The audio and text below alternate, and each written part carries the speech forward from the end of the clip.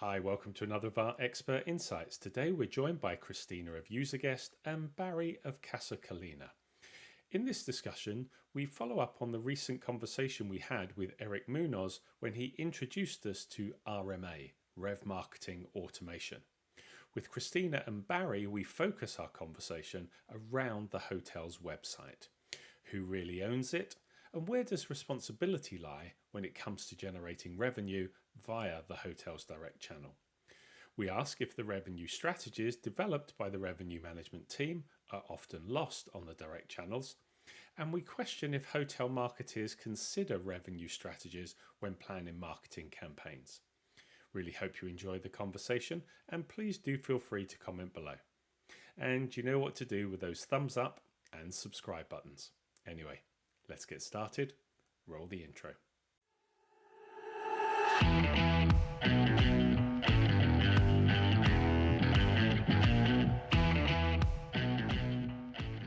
Hey, welcome to you both. Thank you, Cristina and Barry, for joining us. How are you, Cristina? You well? I'm very well. Thank you very much. It's great to be here. Thanks very much for having me. Hey, no problem at all. And Barry, how are you doing? Very well, thanks, Trevor. Thanks again for having me too. Cristina, good to see you again. Good to see you, Barry. Brilliant. Well, look, I'll tee up what we're going to be talking about, and obviously give a chance for you guys to introduce yourself as well, so that anyone watching and listening to this will fully grasp why you are here to talk on this topic. So there's been a lot of discussion about breaking down of silos between marketing and revenue. It has been a fairly well-trodden path, but following a recent video we did with Erik Munoz of UserGuest, introducing RMA, RevMarketing Automation, one area he highlighted, which could be considered a kind of a missing link, is around the hotel's direct channel, i.e. its website. So today we're going to focus our discussion today around who really owns the hotel website, where the responsibility lies when it comes to generating revenue via the hotel's direct channel. And so before we get into this, could I ask you both to introduce yourself and let us know a bit more about you? So Cristina, if you could go first, that would be great. Excellent. Well, thank you very much. I'm Cristina Blage. I'm the founder and CEO of Open Revenue Consulting, a strategic tech consulting firm that helps with particularly hotels in general, grow their assets through digital transformation of various areas from asset management to revenue, marketing, and guest experience. And in my experience with working with UserGuest, it's been a brilliant experience. It's actually inspired me to recommend their solution to various of our clients. So it's a pleasure to be here. Thank you very much. And Barry, over to you. Okay, thanks, Trevor. So I run a company called Casa Colina. We're in essence a business services company, providing sales and marketing expertise to the hospitality industry, or not exclusively just to hotels. We have other clients in different sectors, but we look after everything that affects the top line. So everything that is focused on building revenue into businesses, which also incorporates websites, sales representation, branding, and that's why UserGuest for us is quite a powerful tool to help hotels convert visitors to their sites. Brilliant, super, thank you. So, picking up on the introduction and pulling in from your expertise, when we talk about revenue and when we talk about websites, two roles obviously come to mind, that of the hotel marketing manager and of the hotel revenue manager. Now, linking back to the earlier point about this breaking down of silos, let me ask you both a general question to get this going. Is there, and I'll ask Cristina if you can answer this one first and then Barry follow up, is there a silo between these two roles? And where is this evident, and maybe where is it not so evident? General question to start. Very good question. I think, revenue marketing both are very critical in being able to drive hotel performance and results. But I think where they end up working separately, particularly when they look at separate data sets, and they potentially measured on separate KPIs as well, it creates this silo, and it really impacts the ability of marketing teams particularly and revenue teams together to be able to present content that is compelling and display this to the consumer, and really have them attracted and compelled to enter the booking funnel. And I think a very simple example is where we talk about marketing driving potentially traffic to an offer that has no available inventory. And I think that's really where the gap of communication between marketing and revenue is a really good example. But I think when they do collaborate, when they do join those efforts, they ultimately double down on a lot of the strategies that actually work to help them maximize that revenue and maximize the conversion on the website. I think the critical piece here is being able to build those feedback loops into each other's workflows to help them integrate, communicate more effectively, and break down those silos. I think a technology like RevMarketing Automation, or RMA in short, really enables them to have that agile way of working and collaborating, and have data at hand to enable them to execute those strategies more effectively. No, that makes sense. And Barry, your sort of take on that? Yeah, there's I mean, every hotel is different, obviously. Some are big, some are small, some have resources, some don't. And traditionally, the revenue manager had always come from the operational role. It was a reservation manager of old, and then, you know, developed into a science in its own sense. With the increase in data and the increase in technology that's available now to driving and managing demand.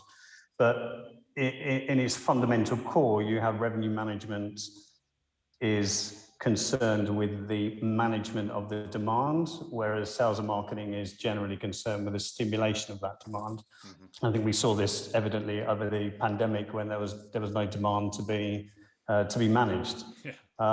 So where the two roles cross over is enabling your most effective channel, which is your own website, to be as optimized as possible. And this sometimes sits with the revenue manager in some hotels, sometimes it sits with the marketing team, sometimes marketing is outsourced, sometimes revenue management is outsourced. So it's a bit of a hodgepodge, and the industry is a bit fragmented on this. But if you work on the basis that the goals are the same, which are to sell as many rooms as possible at the highest price possible for the lowest cost, then you would understand that revenue management and marketing need to work better together. Cristina gave the great example of there being no availability for a promotion that marketing might be going out to market with. Yeah. And ditto, you also get marketing people running campaigns that are too successful, and the revenue manager closes them out. And that has the same effect, but ultimately in reverse. Yeah. So combining those responsibilities with the same goal, and combining either a working team or technology or something that can bridge that gap so that you can both look at the bigger picture with the same goal is beneficial. Some hotels do it well, some hotels do it badly, some hotels don't do it at all, to be frank. No, that makes sense. So, Cristina, as a revenue management expert, let me direct this question to you then, because we'll separate you out, obviously, for you from a revenue management, and then Barry from the sales and marketing point of view. So, a revenue manager's role is to create revenue strategies for the hotel. So, would it be fair to say that the efforts put into revenue strategies are sometimes lost on the direct channel? I think pretty often they are, actually. I think the pandemic has also prompted an even greater sort of focus on the direct channel, which I believe has surfaced as an incredible opportunity for hotels to really be able to present to their consumers their value proposition and their brand experience, and really differentiate themselves, help them become more competitive with the likes of intermediaries in this case, and really offer them more personalized sort of experience for the consumer. And I think the popularity that the direct channel has gained, particularly during pandemic, and actually it continues to deliver this sort of performance. Actually, I think it's number two in terms of global performance, in terms of producing bookings for hotels. I think very much of this popularity is linked to the consumer perception that the direct channel, provides that more reliable, more direct, more simpler and more personalized route to book their hotel experience, and avoid very much the hassle that consumers been having with booking their hotel experiences through third parties. And I think that's really where a lot of the focus has happened with consumers, but also the fact that a lot of the consumer buying behavior is really important within all of this understanding of the engagement with direct channel, and be able to geo-target your strategy much more focused. But maybe a distinction between hotel website and booking engine might be needed, and I think that will sort of help the audience, whoever is watching us, sort of understand what we're trying to argue here, because particularly the hotel website tends to sit more with marketing. It's their responsibility to focus the message and be able to present the brand experience as effectively as possible. And a lot of that consumer behavior that's relevant for hotels to be able to design their strategies is actually within the marketing's responsibility. Yeah. And that data may not always be shared with revenue, whereas the hotel booking engine tends to fall more on the revenue manager of the hotel for them to define strategy and be able to execute it and distribute it effectively to drive that conversion in bookings and revenue. And I think that really that's where communication between the two, if it's not flowing correctly, if it's, if they're not really communicating and sharing this data at the time of building their strategy and ultimately validating success of specific strategies, that's really what I feel, a lot of the effort is lost. Because if revenue manager hasn't got visibility over critical data that allows us to segment their behavior, segment the behavior into specific segments and target those strategies effectively, on the direct channel, then opportunities are obviously missed. And I think, the opportunity or the learning here is that we need to communicate more effectively between marketing and revenue to be able to design the strategies that are effective. Yeah, that makes a lot of sense. So let me pick up, as you said, you're differentiating between the website and the booking engine. And the website booking engine being more the ownership of the revenue, and the website being more the ownership of the marketing. So let me kind of then pick up with you, Barry, from then the marketing side of things. So what should hoteliers be thinking about when addressing their marketing strategies to increase bookings via their direct channels? I mean, do they currently consider revenue strategies when planning their marketing campaigns? Generally, in our experience, no. I agree with Cristina. I think the website is your portal to the world. The more traffic you get through the website, the more interest you get in your product. The management of the booking engine, I think, should sit with the revenue manager, and I think the demand and the marketing for the website should be with the marketing team in most instances. But it's horses for courses. What hotels need to consider is not just the rate strategy. Parity is a big issue for revenue managers across the board, but we also want to encourage loyalty and engagement through people that engage with the hotel's brand. So there's a balance to be had between that, and I think revenue managers are best placed to be able to walk that fine line with not turning off your biggest OTA client, and yet encouraging business through your cheapest cost of sale, which is your own website. Generally, they don't consider one versus the other.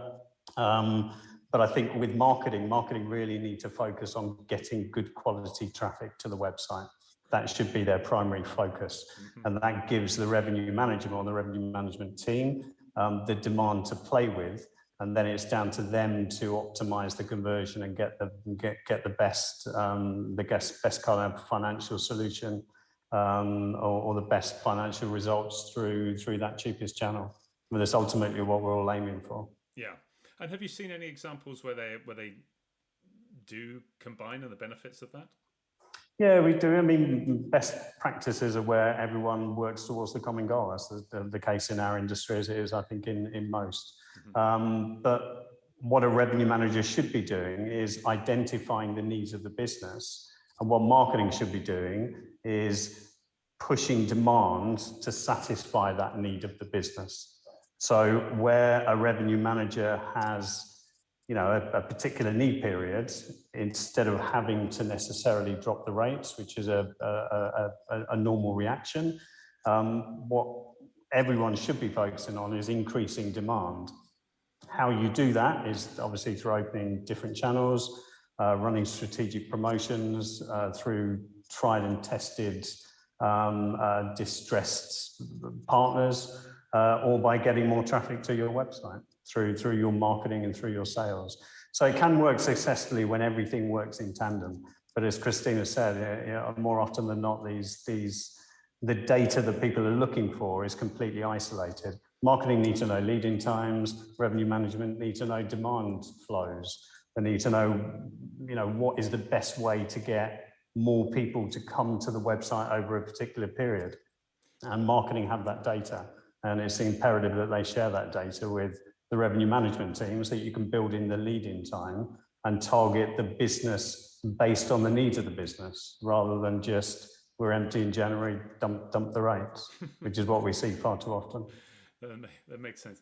So we've come at it from a revenue management perspective and from a marketing perspective. The essence of the title of this video was that both sides should think more like each other. But I mean, is that achievable? I mean, how can a marketing manager and a revenue manager think like each other when their core skill sets are so different? And maybe I never like to ask two questions back to back, because you always answer the last one before the first one. But in practical terms, if they can work together, what can they do to support each other? Cristina, do you want to pick that one up first? Yeah, definitely. I think it's maybe coming back a little bit to the data that we discussed a little bit earlier, particularly about the insights about consumer behavior, and how marketing really has that, it kind of owns that part and the whole funnel and tracking consumer behavior throughout the customer journey. And I think they're really good at making sure that they leverage that data when they create specific strategies and make sure that they effectively they drive interest to specific products and services to help them increase traffic in that direct channel. But I think what happens is that not having visibility over a lot of the if you like, revenue management priorities and KPIs, creates that sort of gap, right? So then the idea is, with the pandemic, that certainly accelerated and prompted a lot of the shift in mindset from, sort of hotels thinking about revenue strategies and marketing strategies more in a silo, but actually merge the responsibilities of both of those teams to enable a lot more of the collaboration and create a joint culture of a commercial team for them to share data and really be able to drive that experience more effectively. I think, in going back to that practical term, I think if we just gave a very simple example or analogy, if you like, thinking of a store, you always want to make sure that you're attracting people to come into the store, but then the store manager really needs to make sure that those shelves are stocked with the products that you're advertising. And similarly with hotels, the idea is, if marketing is driving traffic to specific offers or they're driving a specific strategy, you want to make sure that hotel availability is there. And so I think, how can you make those two teams work more closely together is very much through technology like RMA, which effectively facilitates this environment and feeds both teams with data and analytics to help them really design those sort of strategies and tactics, particularly for the revenue manager, be able to tweak a strategy or apply a particular tactic to drive perhaps more demand on shoulder days or to extend a specific length of stay, maybe a really simple offer like, 3 for 2, providing a one night free. I think the idea is how you're going to make that attractive enough. So that's really where marketing would step in and create the look and feel. It's really what technology like RMA is. It's a sandbox to enable both teams to design those strategies, to communicate, to have access to data in real time, all of those really relevant granular analytics, and geo-target their strategy more effectively, aligning their execution on the direct channel. No, makes sense. And Barry, so same question to you. Can they think alike? Can they support each other when they are so different? Yeah, I think they can, because I think the goal is shared.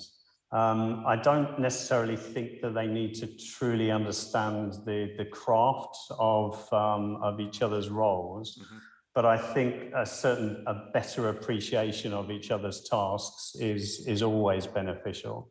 I keep going back to the same point, which is revenue management manages the demand and marketing stimulates the demand.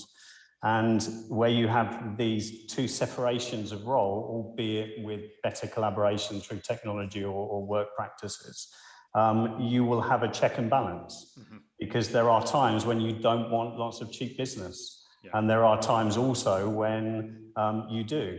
And it's up for the revenue manager to be able to ascertain that. And it's up for the marketing department to be able to switch on or switch off their activities based on what the needs of the business are as identified by the revenue manager. So certainly a better appreciation of each other's roles are needed. I agree again with Cristina about the sharing of data, and the data that bridges both of those roles is the data that will be best received by both of those recipients. But not necessarily marketing people need to think like revenue managers or vice versa, but they need to understand where each other are coming from in order to really ascertain those same goals that we keep talking about, selling more rooms.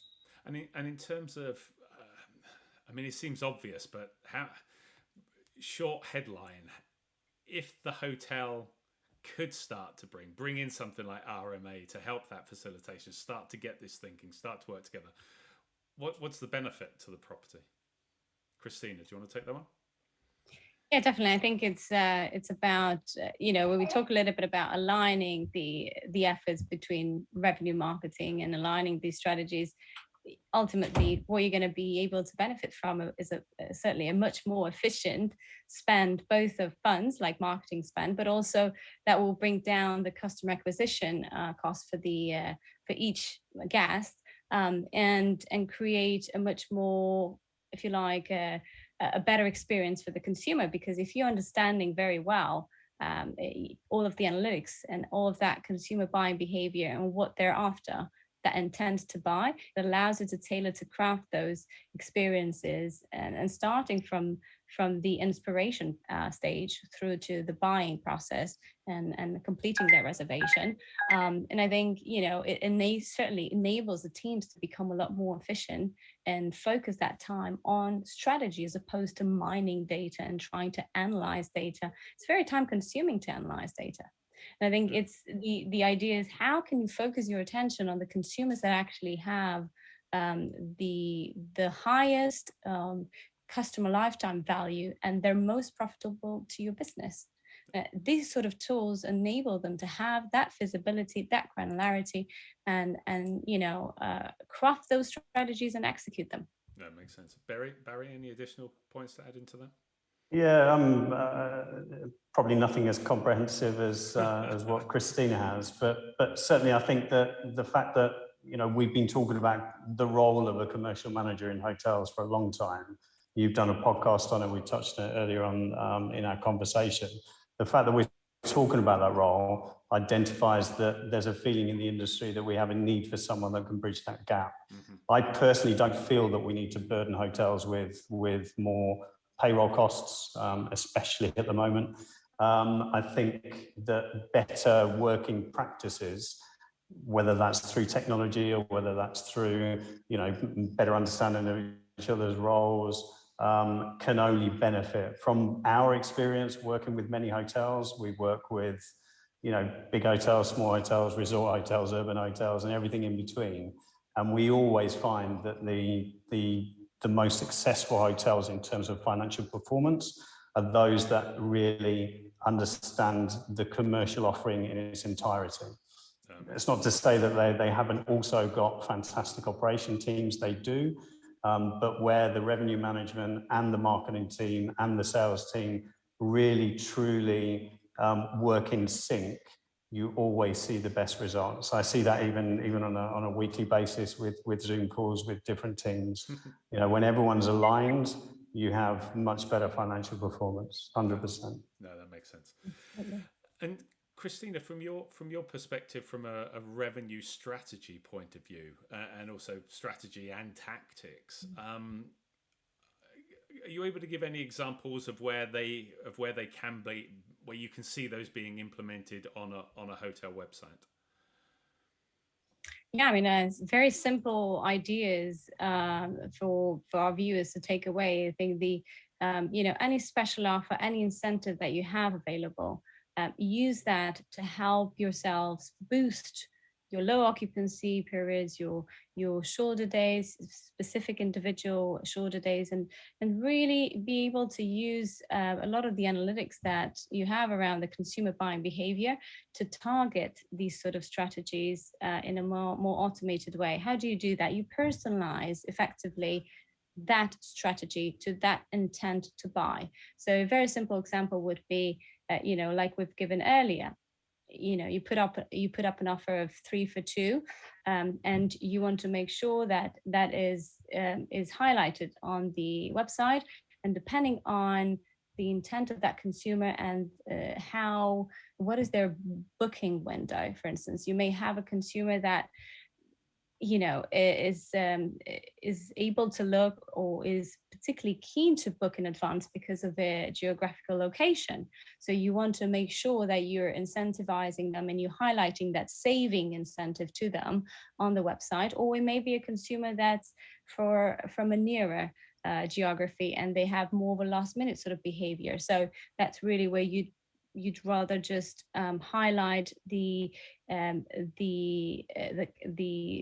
availability of that offer for today, or put a countdown approach on that offer. Well, if you don't book, driving that sort of urgency for them to book and personalize it to their need. But I think the idea is, how can you create more urgency based on specific priorities that you have around the hotel? If it's driving occupancy, or it may actually be like we experienced for the past couple of months, we've seen that a lot of the focus has moved to shifting to driving ADR. Because of the labor shortage, like Barry was highlighting, most hotels, or some hotels, quite a few of the hotels actually, would rather keep their occupancy at about 80%. And have less of a burden and less pressure, and be able to focus on those guests better. So then how can we highlight that we have specific offers to increase the ADR? Maybe you put a suite offer out there, and you throw in breakfast and dinner, and maybe a massage, something to incentivize that consumer and in relation to their intent to buy. Again, the idea is, how can you leverage all of that intelligence that you have about the consumer to position and automatically offer or display an offer that ties into their intent. It could be other sort of strategies, like influencing length of stay, for instance. You may have within the French market, for instance, a typical Paris hotel with a 1.2 1 to 2 nights length of stay. You want to drive more of that, increase the length of stay of that booking. So if you put an offer with an increased length of stay, and you highlight the saving, again, you could influence that consumer, and you can help yourselves, help your revenue, particularly in driving more of that length of stay. So these are just a few examples of strategies that hotels can very easily execute on the website through all of the intelligence that you have and the ability to display in real time relevant notifications that compel consumers to enter the booking funnel. No, it makes sense. Barry, from your point of view, if I can kind of put this question to you, because I mean, you're also working with a lot of, as you mentioned at the beginning, a lot of variety of hotels. There's a big drive and a push for hotels to be adding technology, but there's also a balancing act between, also as we're coming out of the pandemic, can we all afford to be bringing on more technology? What's your kind of view, and what's your approach when you're talking about must-have tools and technology tools that are going into a hotel? We use a guest for a start, but for us, technology is there to serve the benefits of the business. Mm-hmm. So it needs to provide either a solution to a need, or it needs to pay for itself through increased revenue or decreased cost, one of the two. So we look at technology with critical eye. Having something in a particular format that looks pretty, doesn't necessarily make you money or make you more efficient. It just looks prettier.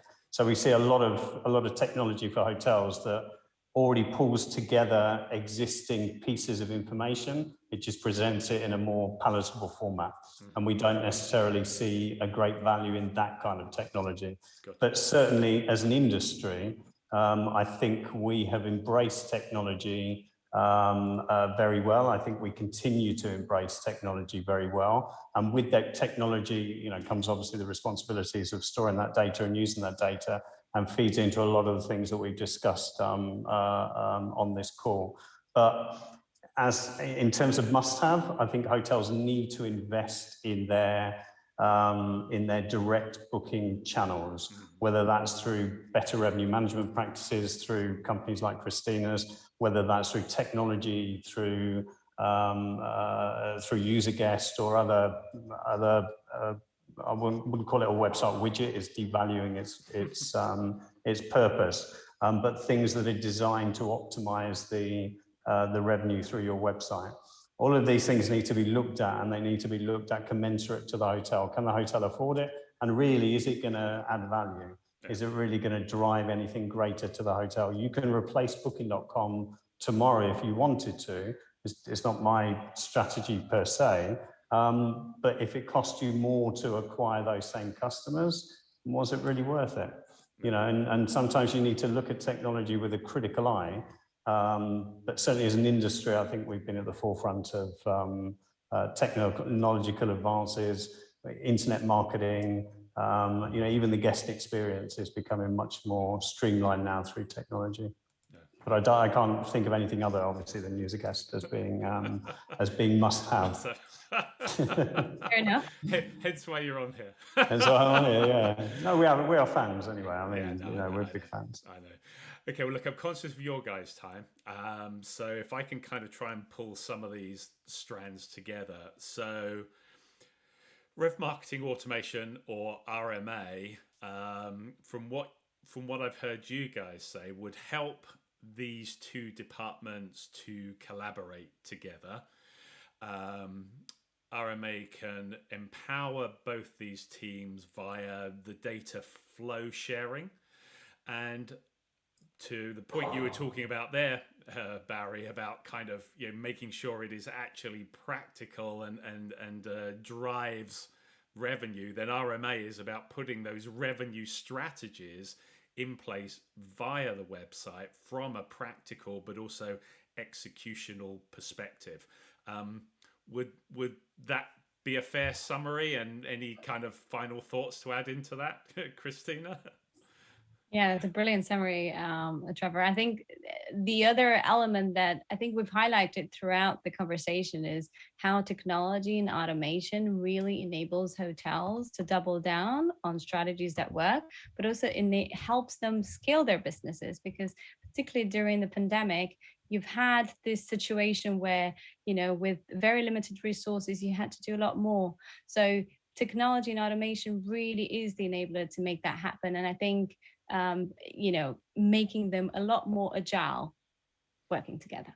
No, that makes sense. And Barry, same thing to you. Was that a fair summary? Any final things you'd add? Yeah, that was a fair summary. You know, use technology to benefit your business and work better with your revenue management team and your marketing team. Brilliant. Super. Well, that's it's really great to have you guys join us. Thank you so much. There was actually quite a lot in that, so I'm sure there's a need to go back, rewatch, re-listen. But I know also working with user guests, we'll be looking to pull out some of the elements from that, and also to be doing some further follow-up videos. So thank you both so much for your time. Really appreciate it. Good to talk with you. And thank you, Trevor. Take care. Thank you very much. See you later. See you both later. Bye. Well, I hope that conversation was of interest, and thanks again to Cristina and Barry for joining us. If you have any thoughts or views on this conversation, please feel free to comment below. If you like the discussion, please don't forget a thumbs up. And if you're interested in more of our videos, here is a link to our Expert Insights playlist. And here is the link to our Coffee Time Chat playlist. And here is the button if you would like to subscribe so you don't miss out on future videos. Anyway, thanks again for watching.